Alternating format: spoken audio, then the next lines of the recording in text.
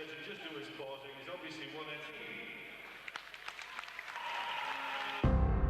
He reminds me so much of the way Dorian was, his attitude, his approach to training, his mentality.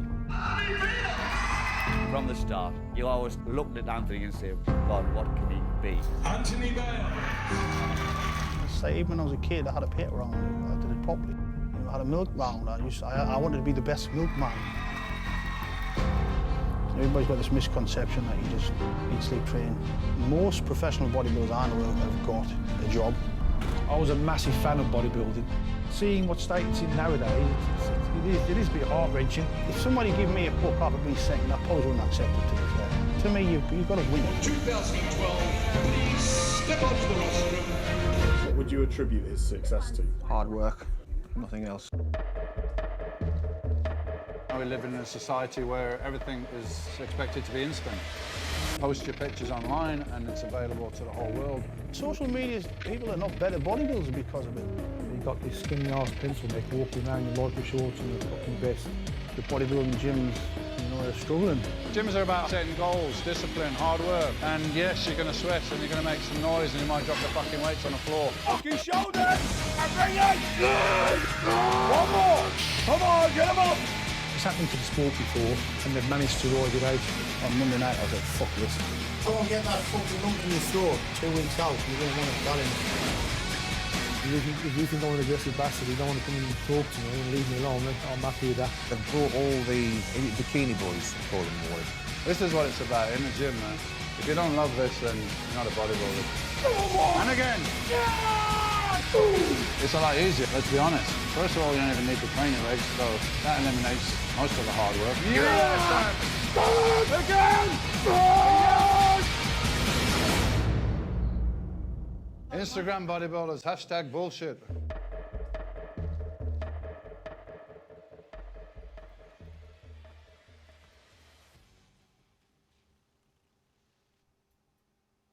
Welcome back to another exciting episode of Live With, brought to you by Quest Nutrition. Visit questnutrition.com. I'm Dave Palumbo, and we're here with tonight's guest, UK 2012 British heavyweight champion, Anth Bailes. Welcome to the show. How's it going, Dave? Thanks for having me on the show, guys. You got a new video, DVD, coming out. We're going to talk about it a little bit, called 100% Nasty. We just saw the preview for it.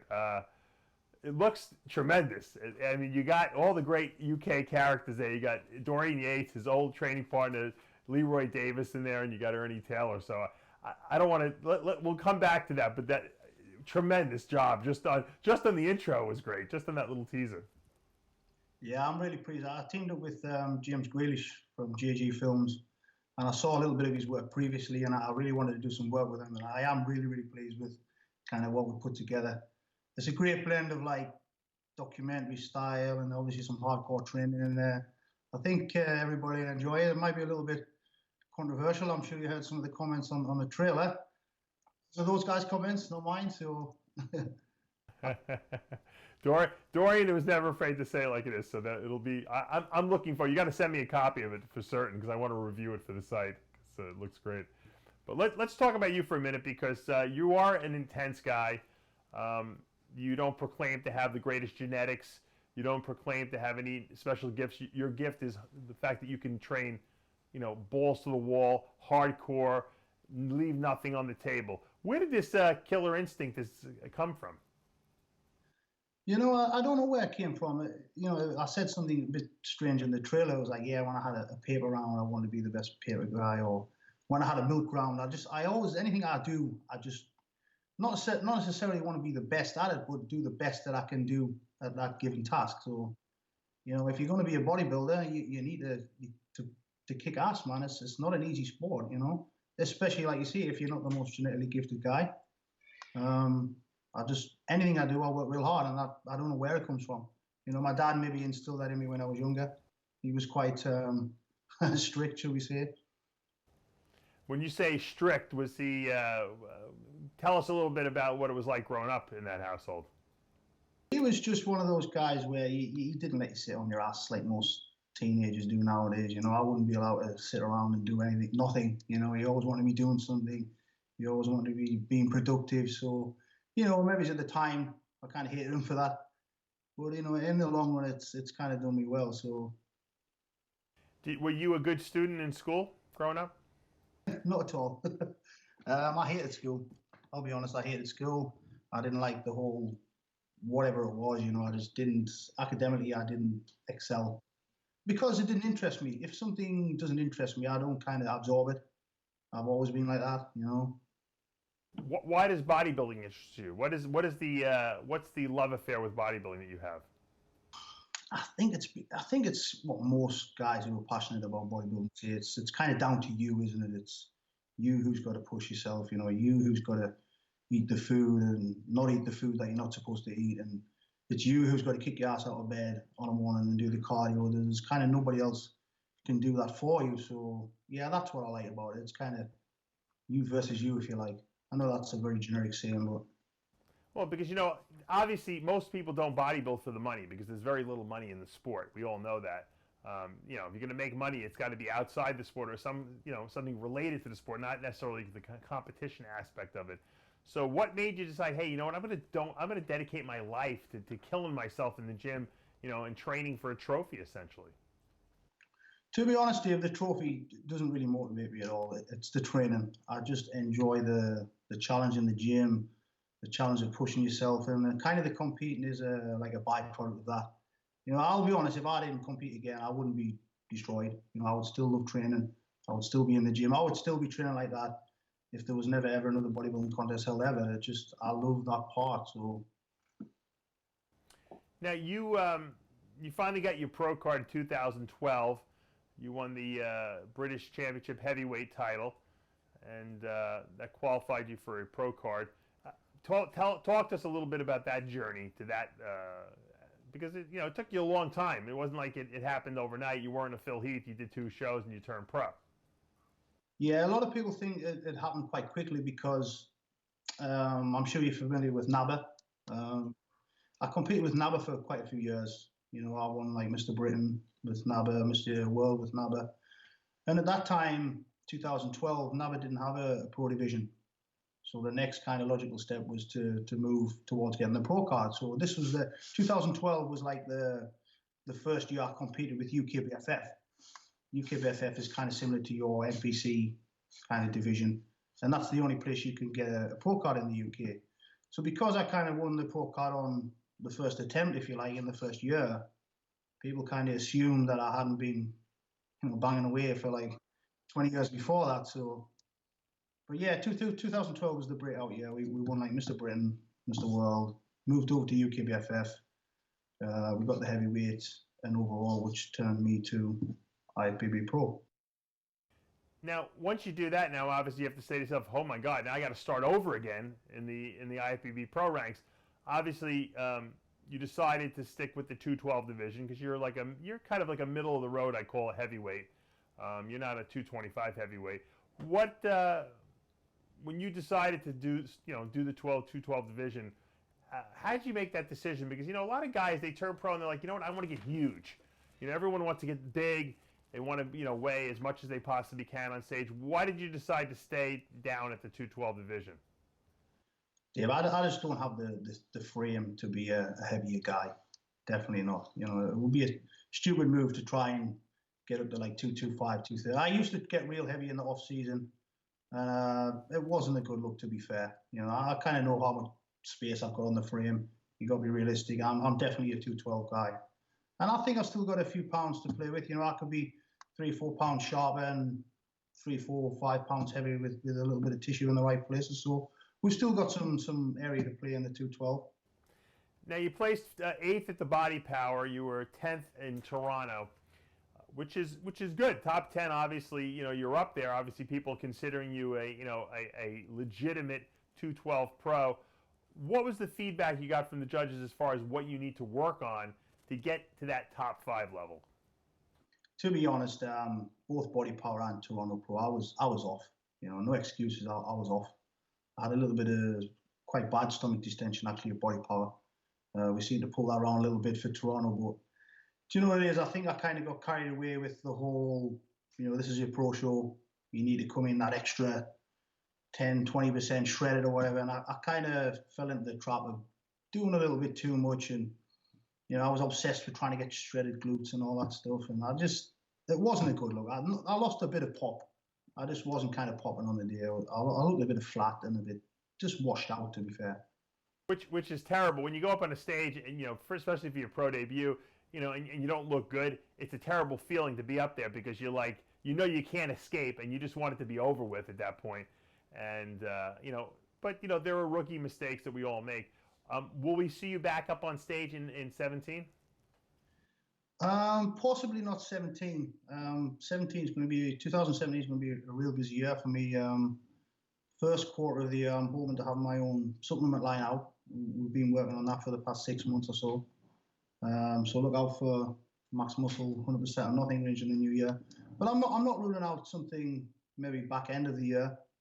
I've got a few injuries right now. I tore my pec about 3 months ago, unfortunately. But you know, luckily it wasn't a full rupture, so it's healing pretty well. It's not I can't see anything, a little tiny dip there. So touch wood, when we do come down and get really in it isn't going to be real noticeable.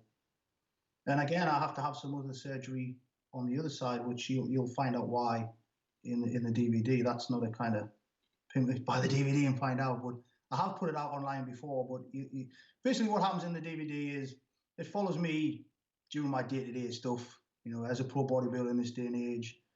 You know, as I've said in the trailer, most pro bodybuilders I know have a job. I would say, what, 90%, Dave? You know the deal. Maybe it's even higher, 95%. There's not many guys making big bucks with big contracts, especially now, you know, with the whole social media thing taking over. So yeah, I've got a regular job. It follows me my day-to-day life. It also follows my prep. You know, I was supposed to compete this year at the Marzani Pro, but I couldn't compete. You know, again, the reason why is in the DVD. But what happened was in December, previously I looked at some pictures from Body Power Pro, and I've had a little gynecomlasty in the left side since I was about 17, 18. And it wasn't really ever bad enough to kind of warrant doing anything about it. You know, judges never brought it up. You know, anybody never really mentioned it. It was just kind of me who kind of knew it was there. But in the Body Power pictures, I did kind of notice in some of the photographs it was visible. So I wasn't happy about that. We got it removed. A week later, I developed a severe hematoma on the left side. So it was kind of up here. And we've been battling with that ever since. The surgeon was... Yeah, the surgeon was originally saying, you know, it isn't breast tissue that's left. It was some hematoma scarring tissue. It would dissipate on its own. So I was having like deep tissue on there. I was having ultrasound on there. And to be honest, the lump that's actually there now was bigger than the lump that was originally taken out. So, you know, you couldn't make this stuff up. It was a very simple procedure. It went wrong. I'm actually going out to Boston on Sunday to have some surgery on that. So that's the plan. Get that done. Rest up for January and see where that takes me. And hopefully, touch wood, it goes to plan this time and I don't develop any hematomas, etc. Make sure you don't take any nutritional supplements for 2 weeks prior to the surgery. No fish, nothing, because it makes you bleed more. I've stopped the omega-3s and stuff for the... Stop everything, all nutritional supplements. Trust me. Yeah, and again, with the diabetes, I don't really heal as well as regular guys. You just brought up the next question I had. Let's talk about that. 2007, you get diagnosed not as with high blood sugar, but with type 1 diabetes, which means your pancreas is no longer producing insulin. You're an insulin-dependent diabetic. How did that come about? How did you get that diagnosed, and where did that come from? Let me think. I'm terrible with dates and stuff. What happened was I competed in 2009. You know, did pretty good. Got some good feedback. Did reasonably well. But for some reason, I decided I'd had enough of competing and stuff. You know, I was still training, still eating okay. But I stepped away from the bodybuilding scene a little bit. Maybe did a little bit of too much partying and stuff. You know, let loose for 4 or 5 years. Maybe it's a little bit too long. I mean, I laugh about it now. But anyway, I wasn't feeling too good. I was actually out at the Olympia one year, and I wasn't feeling too good at all. So when I got home, I got checked over. I had the usual signs, you know, the blurry eyes and the constant peeing and the extreme thirst.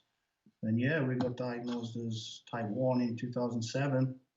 Sorry, I'm saying I competed in 2009. That was when I came back and competed in 2009. 2007 was the diabetes diagnosis, you know, and that was when I decided I want to come back and have a go, you know, clean my act up, and we competed again in 2009. Sorry, I'm getting a little bit mixed up there. So you get diagnosed, and the doctors tell you, "Hey, Anth, you're going to have to take, you know, insulin the rest of your life." How did you react to that news? Well, obviously, I wasn't very happy about it, and I was, you know, upset about it. But I've said this before. I kind of didn't think it was going to be as complicated as it is. I thought I would just, you know, eat clean, to stay away from junk, take the insulin, and everything would be okay, you know. But I'm sure, obviously, you know, Colette. I'm sure I learned a lot from Colette. Props to her. And I'll say thanks to her online for that now. Back in 2009. You know, it's just a lot more complex than people think, than just not eating junk food and taking your insulin. It's very frustrating, actually. It's a science. Now, do you think you're a better bodybuilder now than you were before the diagnosis? No, that's a tough one, actually, because my physique is better than then, obviously, or I wouldn't be making any progress. But I always say to myself, I would love to do like a 5-6 month prep now without diabetes, just to see what I could kind of, because it's obviously going to impact the physique. You know, it's an autoimmune disease and a metabolic disease where your body doesn't absorb nutrients, so it's going to affect the physique. But hey, we're doing okay. We're managing it okay. Let's talk about the DVD. 100% Nasty, it's called. You assembled the all-star cast of casts in the UK, at least. Dorian Yates, you know, 6-time Mr. Olympia. His old training partner, who's a friend of yours, Leroy Davis, who people might remember. I'll let Johnny play a clip of one of the old Dorian Yates training videos. And Ernie Taylor, who had some of the biggest triceps in the history of the sport. Johnny, let's play that. Are you not ready for it? Okay. How did you get these guys all together for this video? I basically know all those guys. I met Ernie kind of, probably 15 years ago. I honestly can't remember how we met, just through a mutual friend. And Ernie's the type of guy where he'll like disappear for 2 years and pop up again and disappear and pop up again. Unfortunately, I got a text from him roundabouts when I was filming the DVD with Leroy. And I said, hey, do you want to train? Yeah, train. So we got a back session in for the DVD. And Ernie's a great guy. He's always kind of upbeat, you know, positive and stuff like that about him. So yeah, we've got a good back with him with Ernie. We've got a leg work out with Dorian out in Spain, and when he did have the DY gym out there. Again, I've known Dorian since, I think it was 98, the year after he retired. At the time, I was his supplement brand, and that's kind of how we met, and we kept in touch ever since. Good question, Anth. And Leroy, yeah. Why did Dorian Yates move to Spain and open a gym in Spain and abandon the whole UK, you know, thing he had going on there? I don't know. I'm guessing it was just solely a business decision. I mean, I don't know if you know anybody who visited the gym. It's a fantastic facility. Why he went to Spain. Spain's nice. It's sunny. The UK is cold and wet. And yeah, but he's just finished work. I've got this free and hat. He's like the most popular guy in Spain. I mean, in England. See, that's the thing. In UK, anybody in the UK probably wouldn't know, other than the bodybuilding kind of crowd. They wouldn't know who Dorian Yates is, which is him. You know, he's known by pretty much everybody. But in the UK, he wasn't that popular, which is a bit strange. All right, let's Johnny, you ready for that? Roll it. No, he's not ready to roll that video. I wanted to show a clip from the old Blood and Guts Dorian Yates training with Leroy Davis. A lot of people remember it. I saw the thing probably 6,000 times. I know that you've seen it multiple times probably yourself, but a lot of the younger guys, the younger generation, have never seen the video.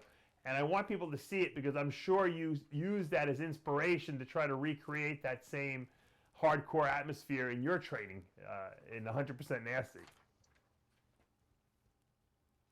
Dave, I've seen Blood and Guts probably about 7,000 times.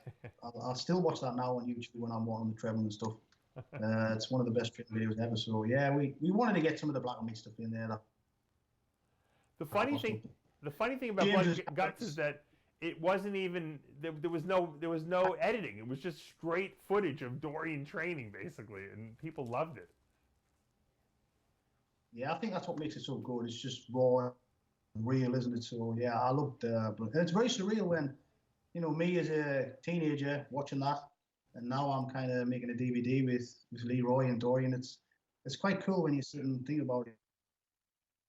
Let's be quiet, because I want Johnny to put the sound on if he can, because it's classic. We'll take a moment of silence here to hear it. He's not ready for it. He's not ready. He's having trouble. We're having technical difficulties. What would you say is the most entertaining part of 100% Nasty? Oh, here it goes. Oh, let's listen.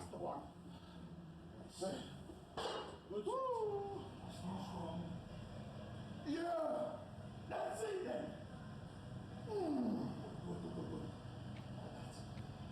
Yeah, that's the way. Put it in. Come on. That's it. Bring it in. Yes. Again like that. Squeeze it in. That's you. Let's go again. Let's go again. Come on, man. Fucking effort. Yeah. Oh, that's you. Let's go again.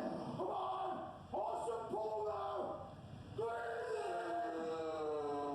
Yeah. Go again, man. Put it in. Come on, finish it. Finish it. Yeah. What is it, mate?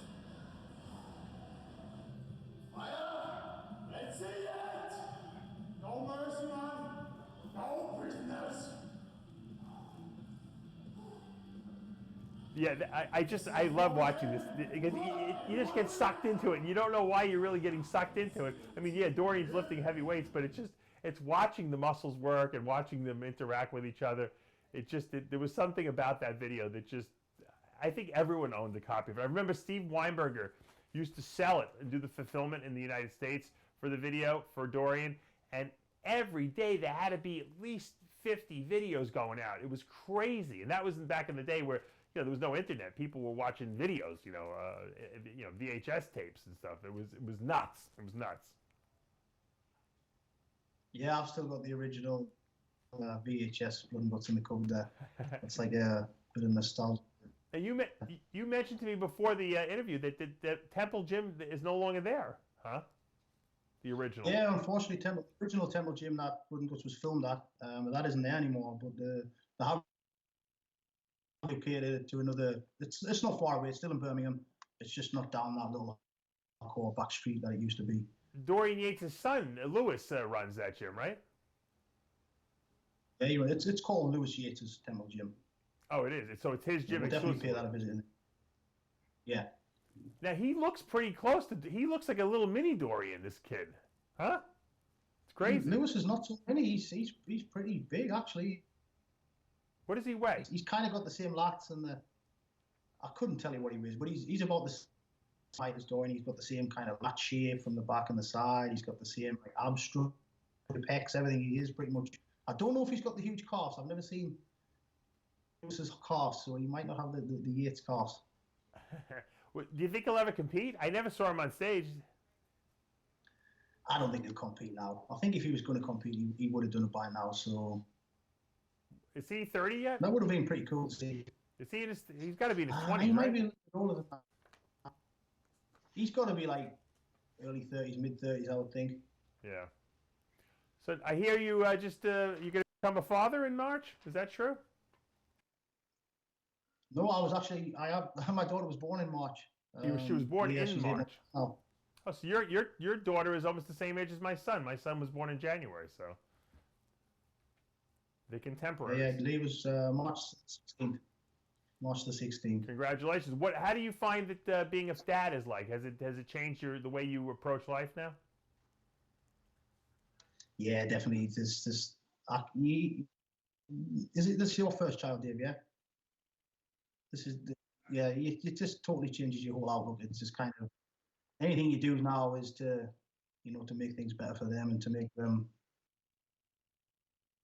safe and happy. So those the little ones prior, you know.